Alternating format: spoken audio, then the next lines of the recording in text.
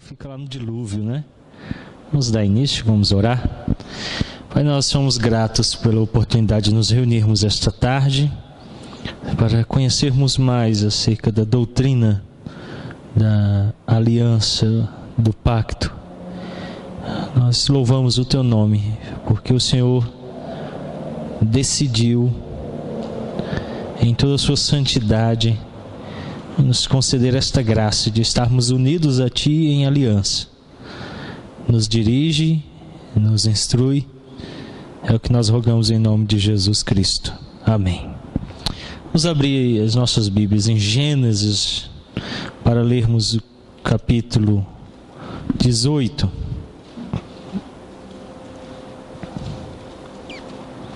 O verso 19. Nós vamos tomar este texto como nosso texto base para os nossos 4 encontros. Esse mês, devido ao Dia das Mães, nós estamos fazendo no primeiro domingo, mas próximo mês nós vamos fazer ao segundo domingo, tá?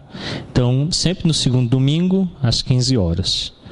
Então, no mês de junho nós teremos, julho nós não teremos, por causa de férias pastorais, e aí nós retornaremos em agosto. Então serão 4 encontros. Gênesis, primeiro livro da lei de Moisés, capítulo 18, verso 19, diz assim: Porque eu o escolhi para que ordene a seus filhos e a sua casa depois deles, a fim de que guardem o caminho do Senhor, pratiquem a justiça e o juízo, para que o Senhor faça vir sobre Abraão o que tem falado a seu respeito. Porque eu o escolhi para que ordene a seus filhos e a sua casa depois dele, a fim de que guardem o caminho do Senhor, pratiquem a justiça e o juízo, para que o Senhor faça vir sobre Abraão o que tem falado a seu respeito. Então nós vamos fazer uma introdução antes de entrarmos propriamente na doutrina do batismo infantil ou pedobatismo, na teologia da aliança, ou às vezes também do pacto. São 2 termos intercambiáveis.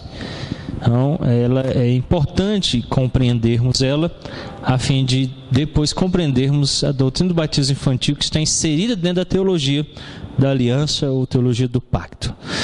Bom, na nossa introdução nós temos que entender o seguinte: a doutrina da teologia da aliança ou do pacto é um distintivo da fé reformada ou presbiteriana, que nos distingue. Então, se você considerar, por exemplo, que vai distinguir o movimento batista, é a ideia do batismo, tanto que o nome já traz em si essa ideia. O batismo é um ponto distintivo da teologia batista. Outro aspecto é que o governo é congregacional. Então, ele é congregacional com uma pessoa que dirige a igreja, que é o pastor. Nosso caso que nos distingue é, por exemplo, o sistema de governo presbiteriano. Nós somos dirigidos por um grupo de presbíteros. Outra distinção é que a nossa teologia é baseada na teologia da aliança ou do pacto.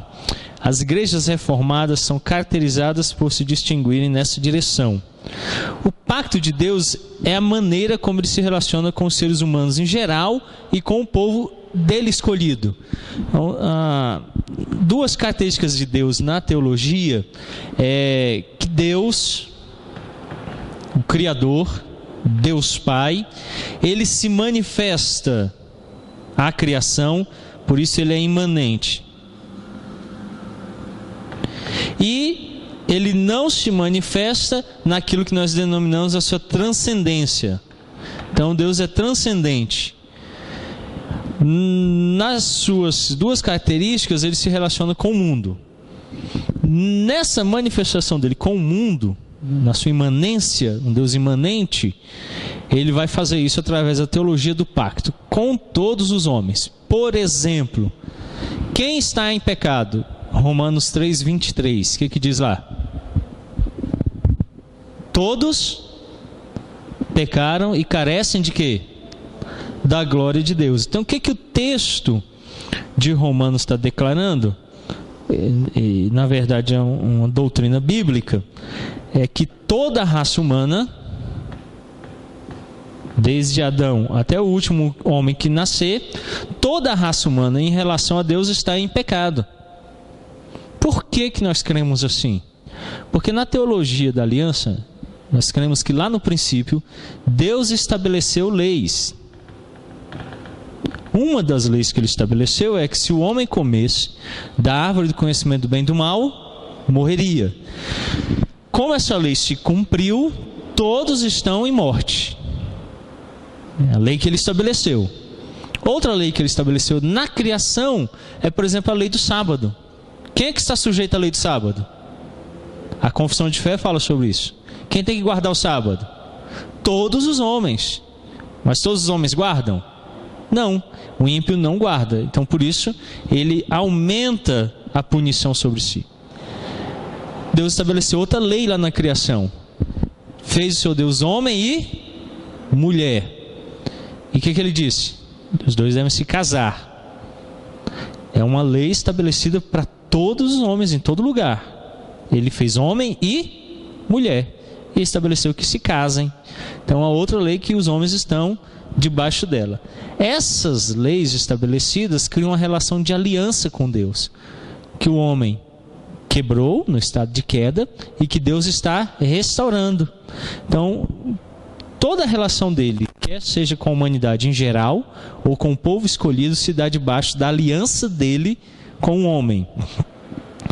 O reverendo Lyndon Duncan diz assim: a teologia do pacto é o evangelho apresentado no contexto do plano eterno de Deus de comunhão com o seu povo.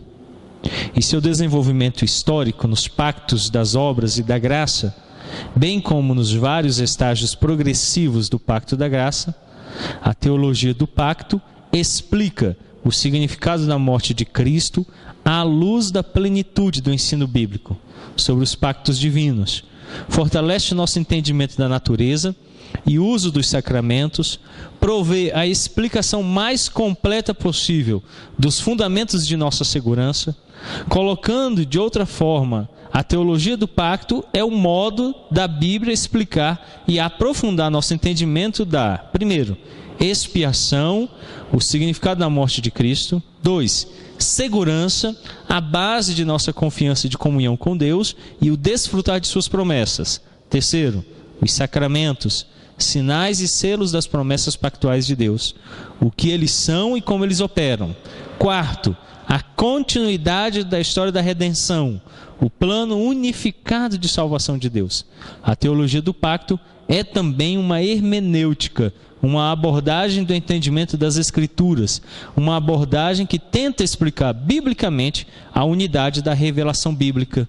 Então, até eu vim para a Igreja Presbiteriana do Brasil, eu não conseguia entender como é que funcionava Deus em relação à criação. Então, muitas dúvidas suscitavam no meu coração. Por exemplo, eu falava assim: se Deus é bom, porque é a expressão máxima no evangelicalismo, Deus é bom, Deus é amor. Eu perguntava, por que Ele não salva todo mundo? Qual é o problema com esse pensamento? Por que ele não é correto? Deus é bom? Deus é amor?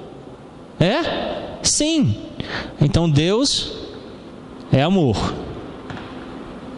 Por que ele não salva todos os homens? Por quê? Porque ele também é justo. Então ele é juízo.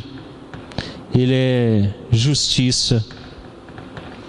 Para manifestar a justiça dele, o juízo dele, o que ele vai fazer? Ele vai aplicar aquela lei que ele estabeleceu lá no princípio. Qual a lei? Se você comer, o pecado não está no fato de comer em si mesmo, mas estava no fato da desobediência. Se você desobedece a Deus, você morre. Então Deus não está sendo injusto se Ele está matando alguém. porque ele disse que se fizer aquilo que ele não disse para fazer, não coma, mas se você fizer isso, você morre. Então ele aplica aqui a justiça, o juízo. A teologia da aliança me ajuda a entender isso, e me ajuda a entender o porquê que Cristo, esse é um símbolozinho que a gente usa em teologia, por que que Cristo veio? Por que que Cristo veio? Porque é preciso morrer. Nós somos incapazes de morrer. Ontem, no estudo do Catecismo de Heidelberg, nós vimos uma pergunta que explica, perguntas 13, 14 e 15, vamos falar sobre isso. Por que que nenhuma criatura pode morrer e por que a morte da criatura não é eficaz? Daí é necessário então que um homem, sendo homem, ele me substitui e ao mesmo tempo ele é Deus. Então ele tem tanto capacidade de me substituir penalmente, como sendo Deus de pagar o preço eterno, vencendo a morte e o inferno. Com isso aqui eu consigo então compreender por que ao mesmo tempo Deus é amor, porque ele envia o seu Filho e salva os justos, que ele justifica, e ele ao mesmo tempo é juízo, porque ele cumpre a lei dele. Ao mesmo tempo eu posso olhar para ele e falar, ele é justo, ele é juízo e ele é amor. Agora, essa expressão do amor dele em relação aos homens, que às vezes gera conflito, as pessoas não querem aceitar que ele esteja aplicando a alguns homens a categoria de ímpios, réprobos, e a outros a categoria de justo, mas ele é Deus. Então a teologia da aliança nos ajuda a ter essa compreensão, a entender esta verdade como um todo. Então toda a mensagem da Escritura começa com Deus enviando seu Filho e vai até o fim a mesma mensagem. Nós em outro momento aqui na igreja tivemos a oportunidade de perceber a posição dispensacionalista, na qual são várias tentativas, falhas, nas quais Deus não consegue executar um plano. E para a teologia da aliança é um único plano, uma única tentativa. Não tenho dúvida que essa seja a visão mais bíblica sobre a obra da redenção e portanto completa. A teologia do pacto, essa administração soberana, é uma história de redenção. Deus domina como Senhor soberano sobre sua criação. Esse domínio é o que queremos dizer com o reino de Deus. Assim, a aliança de Deus busca estabelecer seu reinado, seu domínio sobre a terra. Por isso que oramos, venha o teu reino. Nessa ideia, Dr. John Freeman, na introdução à teologia sistemática dele, introduz uma realidade aqui que alguns não conseguem compreender. Eu vi um vídeo da igreja reformada, onde o pastor Kenneth traça como MIT é a linha central, que vai ser o tema central das Escrituras. Para ele, o MIT das Escrituras é o reino. Essa é uma posição aceitável entre os reformados. Para outros, o MIT das Escrituras, que vai permear toda a Escritura, é a aliança. E um outro aspecto, que é, por exemplo, do Dr. Gerhard Van Groningen, é criação, queda e redenção. Qual é a minha posição? A minha posição são os três. O reino é estabelecido pela aliança. Então ele não subsiste sem aliança. A aliança instaura o reino. O reino responde à criação, à queda e à redenção. Então, se nós observarmos as nossas séries de sermões, a primeira, criação e consumação em Gênesis, só tratamos sobre esse tópico. Em Jó também, em Pedro, em Apocalipse. Então nós vamos sempre ter aliança, o reino e criação, queda e redenção. Não é só um MIT, são vários MITs girando em torno de um eixo. Qual é o eixo? Deus está governando tudo. Por isso que nós oramos, venha o teu reino. A história da obra da redentora de Deus é o que os presbiterianos muitas vezes querem dizer quando falam do pacto. Então essa história redentora também é o pacto. Quando nós falamos de aliança do pacto, nós estamos falando dessa obra redentora que Deus está realizando. Pretendemos explicar como Deus, desde a eternidade, tem desenvolvido a redenção de um povo escolhido para a sua própria glória. Assim defendemos a continuidade básica entre o Antigo e Novo Testamentos, fazendo das Escrituras um todo, unido com um propósito único. Então, para nós, a Escritura é um único livro. Aquela distinção muito comum entre os evangélicos, que o Antigo Testamento é lei e o Novo Testamento é graça, não existe. Nós não trabalhamos com essa distinção, lei, Antigo e graça, Novo Testamento. Por exemplo, Romanos 4:11 diz que Abraão alcançou graça. E ele está no Antigo Testamento, né? Então, nós não fazemos essa distinção. Para nós, Deus vem salvando em uma única linha, desde o Antigo Testamento em direção ao Novo Testamento, um único plano salvador. Dr. Cornelius Van Til diz assim: na aliança e na noção da criação, encontramos uma ordenança divina para a instrução. O nosso programa instrucional, comprometido com a noção da aliança, está baseado no conceito da criação, e essa noção da criação está baseada no conceito de Deus. Quanto ao nosso conceito de Deus, nós nos apegamos a ele não como um luxo moral ou mental, mas como a própria fundamentação da estrutura de nossa experiência humana. Então, nossa instrução, todo ensino nosso, ele é aliancista, na direção de que Deus estabeleceu uma aliança conosco, com os nossos. Não foi isso que ele disse a Abraão? Abraão, eu escolhi você para que você ordene não só a sua vida, como a dos seus filhos e os filhos deles depois. É um projeto muito amplo. A salvação não é um projeto individual. Deus, eu sempre costumo falar isso aqui na igreja, ele é um Deus da família. Não é um Deus do indivíduo. Ele é um Deus da família. Então Deus está trabalhando a sua família através da aliança. Como distintivo da nossa teologia, precisamos conhecer melhor a doutrina. E J. Heslink diz o seguinte: a teologia reformada é simplesmente teologia da aliança. Então não tem como dizer que não se é aliancista e reformado ao mesmo tempo. Algumas pessoas, principalmente nos nossos dias, aqueles que são geralmente chamados de novos calvinistas, têm defendido essa ideia de ser reformado sem ser aliancista. E principalmente hoje nós temos como representantes dessa linha no Brasil a editora Fiel. Inclusive, um dos livros publicados pelo Dr. Joel Bick, eles fazem uma correção lá, dizendo que não creem naquela perspectiva da aliança, quando ele apresenta o batismo infantil como uma das expressões dessa teologia. Mais à frente nós vamos entrar propriamente no que diz respeito a esse sinal, que é dois sinais, como é que ele é essa expressão. Então, eu sigo a linha do Dr. Misael Batista Nascimento, de calvinistas inconsistentes, que ou geralmente são de 4 pontos ou não aderem à teologia da aliança. Então ele coloca que ou você assume essa teologia, ou você não vai poder ser reformado, porque toda a doutrina reformada vai estar baseada na teologia da aliança. Então a doutrina da aliança une todos os temas doutrinários das Escrituras em uma única verdade. Eu acho que a expressão máxima no latim, tota escritura, escritura tota, toda a escritura toda cabe muito bem aqui. A teologia da aliança, ela vai permear toda a Bíblia com um único ensino, uma única verdade.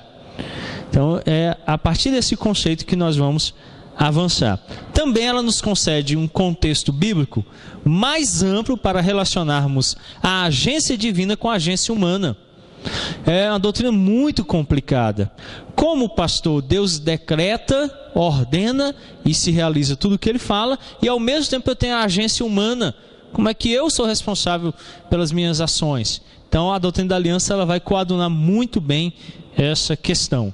dando-nos a entender como Deus age desde toda a eternidade para a sua glória. O Alexander Archibald Rod diz o seguinte: é evidente, primeiro, que, sendo Deus uma inteligência infinita, eterna e imutável, deve desde o princípio ter formado um plano totalmente abrangente e imutável de tudo quanto iria fazer no tempo, plano no qual deviam achar-se incluídas suas obras de criação, providência e redenção.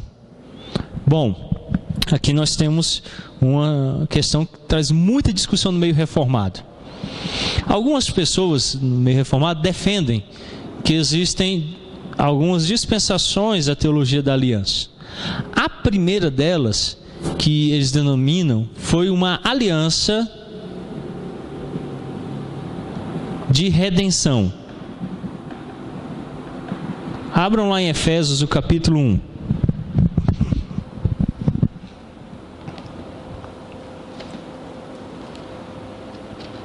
Efésios, o capítulo 1. Alguém, por favor, faça o leia o verso 4.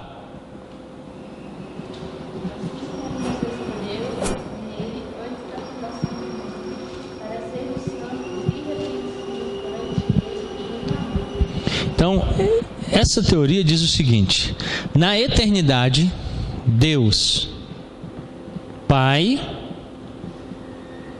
Deus Filho e o Deus Espírito Santo fizeram uma aliança. Por isso que Paulo diz: Ele nos escolheu nele antes da fundação do mundo. Então Deus ordenou, o Filho cumpre e o Espírito aplica. Essa é chamada teologia da redenção. Ela é no plano eterno. No plano eterno. Entre as três pessoas da Trindade, Ele escolhe lá no princípio aqueles que vão ser salvos. Aí depois disso aqui, eles dizem que tem um outro que chama-se aliança ou pacto das obras. Este foi estabelecido com Adão. Quando Deus vai ao jardim e diz a Adão: não coma da árvore do conhecimento do bem e do mal. Por quê? Se você me desobedece, você morre. Mas o texto de Gênesis diz que quando ele pecou, Deus colocou anjos para impedir que ele se aproximasse do quê? Da árvore da vida. E comendo vivesse para sempre. Que é a árvore que aparece de novo lá no final de Apocalipse, a qual o texto diz que nos foi restituído de novo o direito à árvore da vida. Então, lá tinha um pacto de vida e morte. Se Adão tivesse obedecido, teria vida. Se Adão desobedecesse, morreria. Então, se estabelece uma aliança das obras, ou como alguns chamam da natureza. Quando Adão peca e cai, se estabelece então agora uma aliança ou um pacto da graça. Gênesis 3:15, aonde ele diz que vai dar um descendente para salvar a raça humana da morte, que é Cristo. A discussão se dá em dois níveis. Primeiro, se há um pacto da redenção eterno, que antecede todas as coisas, e se há uma aliança das obras, se ela existiu, ou se ela não era aliança. Por quê? Se entende que não está claramente delimitado nas Escrituras que houve aqui uma aliança, e aqui, que Deus tenha estabelecido com Adão propriamente uma aliança. Há uma discussão. Lá no blog da Escola Dominical eu coloquei um texto, Pacto com Adão, uma análise histórica do reverendo Angus Stewart, onde ele vai trabalhar a perspectiva de que não há aliança das obras. Tá bom?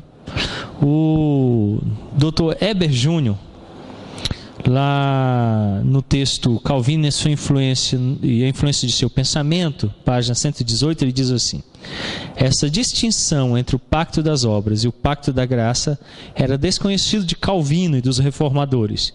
Calvino jamais teria ensinado isso. A própria distinção implica uma confusão entre um pacto e um contrato.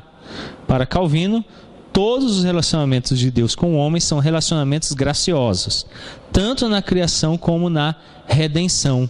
Então, a grande discussão é essa. Aqui seria uma aliança de obras.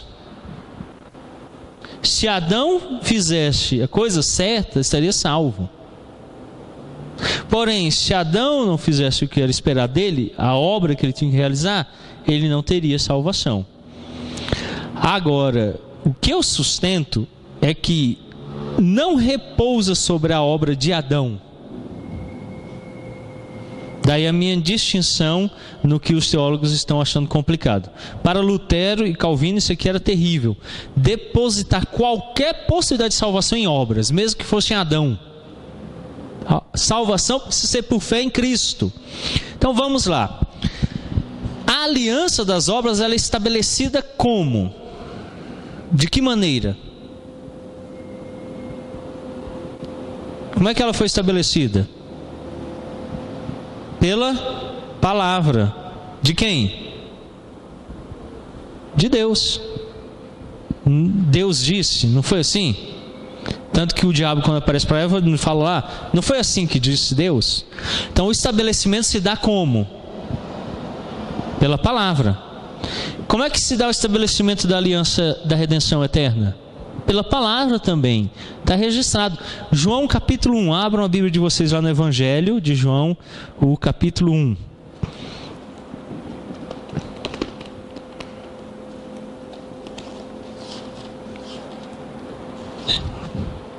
Evangelho de João, capítulo 1. Alguém, por favor, leia o verso 1 até o verso 7.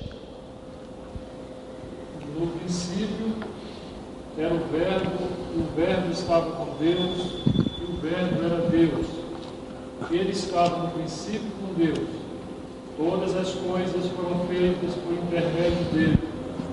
Sem ele nada do que foi feito se fez. A vida estava nele, e a vida era a luz dos homens. A luz resplandece nas trevas, e as trevas não prevaleceram contra ela. Houve um homem enviado por Deus, cujo nome era João. Este veio como testemunha, para que o texto ficasse a respeito da luz, a fim de todos virem a crer por intermédio dele. Muito bem. O texto fala do princípio. A palavra grega lá é arquê, que é a mesma palavra usada na Septuaginta lá no texto. No princípio criou Deus os céus e a terra. Então diz que no princípio ele estava lá, por meio dele foram feitas todas as coisas, tudo veio a subsistir. Colossenses capítulo 1 diz assim, a partir do verso 14: no qual temos a redenção, a remissão dos pecados. Este é a imagem do Deus invisível, o primogênito de toda a criação, pois nele foram criadas todas as coisas, no céu e sobre a terra, visíveis e as invisíveis, sejam tronos, sejam soberanias, quer principados, quer potestades. Tudo foi criado por meio dele e para ele. Ele é antes de todas as coisas, nele tudo subsiste. Ele é a cabeça do corpo, da igreja. Ele é o princípio, o primogênito entre os mortos, para em todas as coisas ter a primazia, porque aprove a Deus que nele residisse toda a plenitude. Então eu entendo o seguinte: no princípio, lá na eternidade, é feito em Cristo. Paulo fala isso claramente no capítulo 1 e 2 de Efésios. Em Cristo, por Cristo e para Cristo. Colossenses também. Então Cristo está lá na aliança eterna. Ele é essencial, porque é nele que são eleitos os que vão ser salvos. E também nele são condenados os ímpios. Quando nós falamos da aliança das obras, além de ter a palavra de Deus lá, pela qual vem salvação, não é isso que diz Romanos 10, 17? Também Cristo aparece lá sacramentalmente aonde? Na árvore da vida. A árvore da vida é um sacramento. Santo Agostinho, ele diz que todas as árvores, a única que podia alimentar o homem com vida era aquela árvore. Lá em Apocalipse, de novo, por meio da obra redentora de Cristo, pelo sacrifício dele, o texto diz que nos é dado de novo o direito à árvore da vida. E quem come dessa árvore tem vida eterna. Por isso que Cristo disse, quem come, e aí ele diz, eu sou o pão da vida, tem vida eterna. Quem recebe a mim tem vida eterna. Então, não eram só as obras de Adão. Adão precisava da árvore para ter vida. Mesmo que ele obedecesse, mesmo que tivesse obediência da parte dele, a obediência não era suficiente para livrá-lo da morte.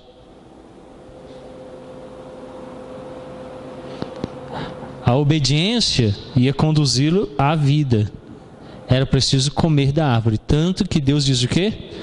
Coloca os querubins para que ele não vá, tome, coma da árvore viva para sempre. Então agora ele não pode mais ter vida. Por quê? Porque ele está em estado de desobediência. Então ainda havia um aspecto sacramental na árvore. E esse aspecto de sacramento representava a vida. O sacramento é isso. O pão não tem vida, mas ele representa o pão da vida. Então, para mim, não tem problema. Isso aqui não é por obras. Tanto que Adão não conseguiu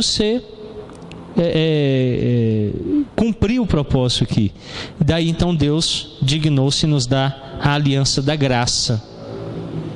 Na aliança da graça ele vai cumprir o propósito eterno. Daí o que Alexander Archibald Rod fala, quando ele diz sobre Deus, que sendo Deus uma inteligência infinita, eterna e imutável, deve desde o princípio ter formado um plano totalmente abrangente e imutável de tudo quanto iria fazer no tempo. Plano no qual deviam achar-se incluídas suas obras de criação, providência e redenção. Nesse plano eterno, Deus estabeleceu todo esse processo, no qual ele vai estabelecendo, de forma muito sábia, aquilo que deve acontecer. Culminando então na aliança da graça, que não é uma aliança diferente dessas alianças, mas é a mesma aliança em dispensações diferentes. Deus está sempre agindo da mesma forma. Em Cristo, em qualquer uma delas, é que ele salva o homem. Se Adão tivesse sido salvo aqui, teria sido em Cristo. Não na obediência dele, mas em Cristo, que era representado pela árvore como um sacramento. Adão é salvo na eternidade em Cristo.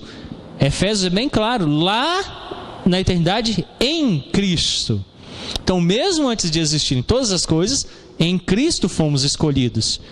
E na aliança da graça também em Cristo, que é representado pelo descendente. Então, a perspectiva inicial é, a aliança da graça ela vai dar origem, quer seja a aliança da graça das obras ou eterna, a um único plano. Qual é o plano? Salvação por meio de Cristo Jesus. Esse plano vai ter o desdobramento maior a partir de Gênesis. E aí ele começa a ter um desdobramento cronológico, ele deixa o âmbito das possibilidades, como na aliança das obras, se Adão não tivesse comido, deixa o plano da eternidade, onde diz que lá antes de todas as coisas existirem, Deus estabeleceu em Cristo os eleitos, e passa a assumir agora um campo material, no qual nós vamos ver o desdobramento. Isso começa com Adão e Eva em queda lá no jardim. Deus chama Adão, por quê? Por que ele começa com Adão e não com Eva? Não foi Eva que pecou? Paulo não diz que primeiro foi enganada a mulher? Por que Deus chamou Adão primeiro? Oi? Ele é o cabeça, o representante. Então Deus não deixa de seguir o propósito que ele estabeleceu.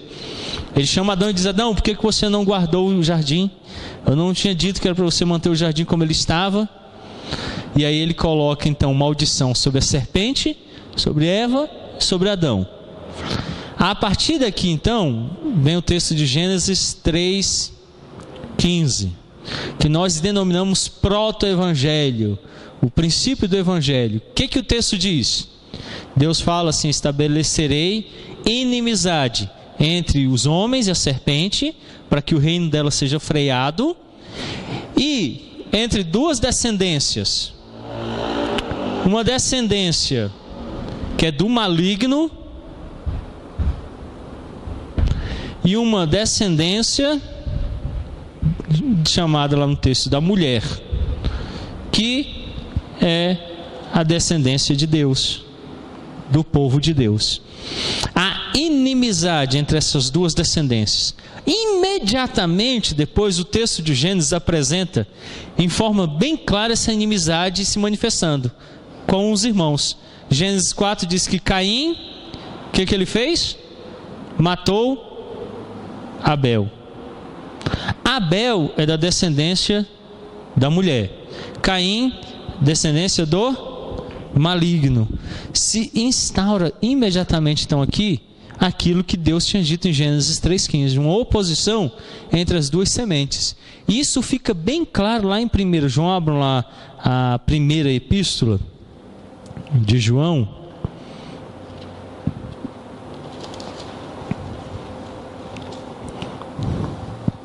capítulo 2.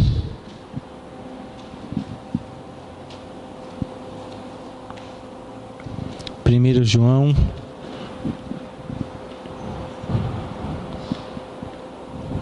capítulo 2, versículo, deixa eu me encontrar aqui.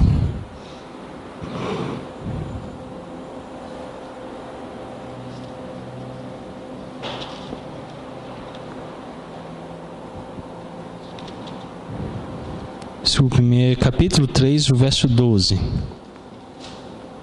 Alguém leia, por favor. 1 João 3, 12. Não sabendo Caim, que era do maligno, e assassinou a seu irmão.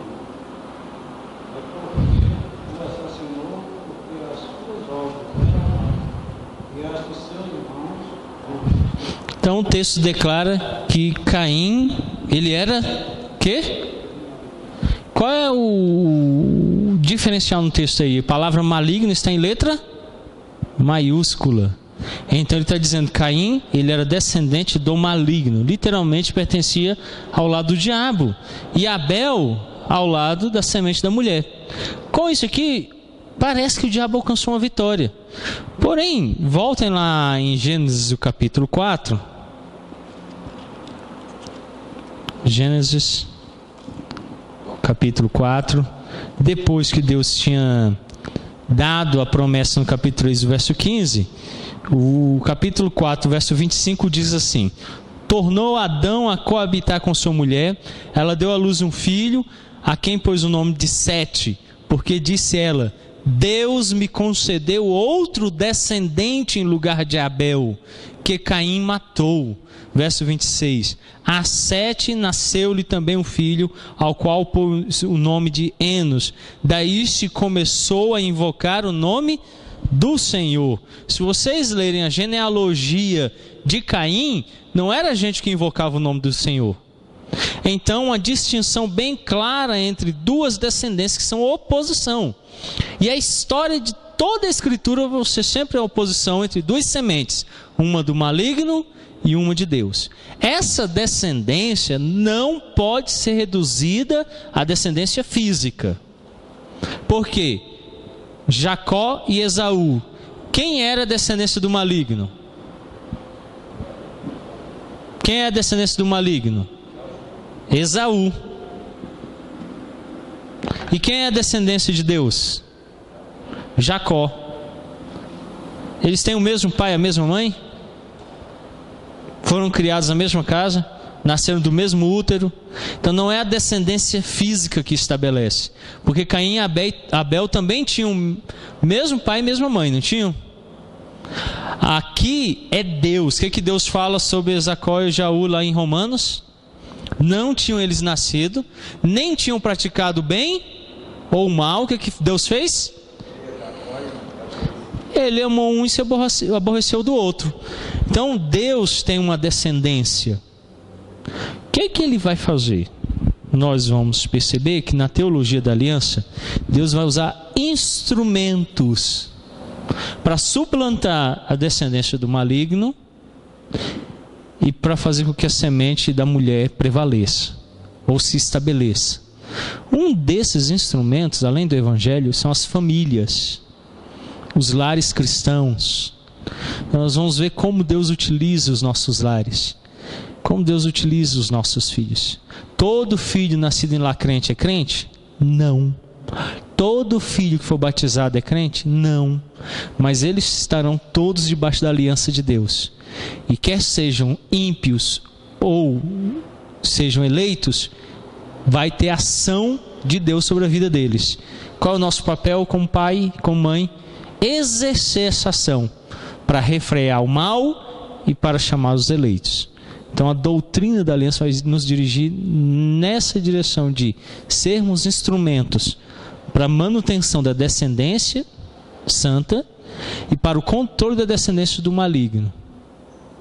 E nós temos um papel grandioso e que tem sido desprezado, de como famílias da aliança não gerarmos filhos crentes, mas filhos santificados, separados para Deus, e sejam instruídos na presença de Deus, sejam conduzidos na presença de Deus.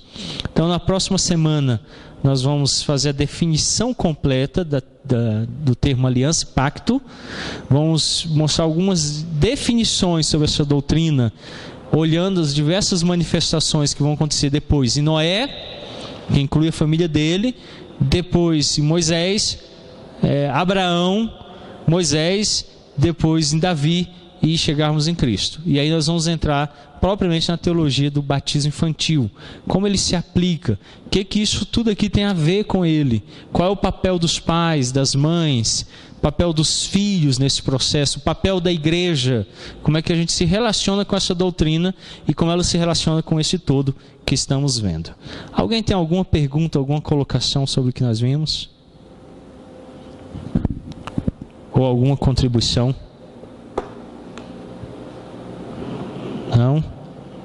Então nós vamos encerrar, lembrando que nosso próximo encontro, no mês de junho, será no dia 8, é o segundo final de semana. Então no dia 8, nós vamos nos encontrar aqui de novo, às 15 horas, para o nosso segundo encontro. Vamos orar?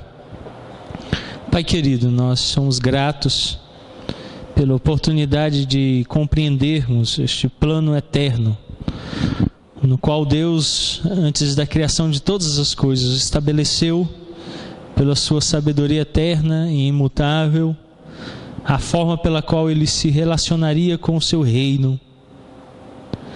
E Ele nos incluiu neste projeto. Em Adão, Ele manifestou a sua graça.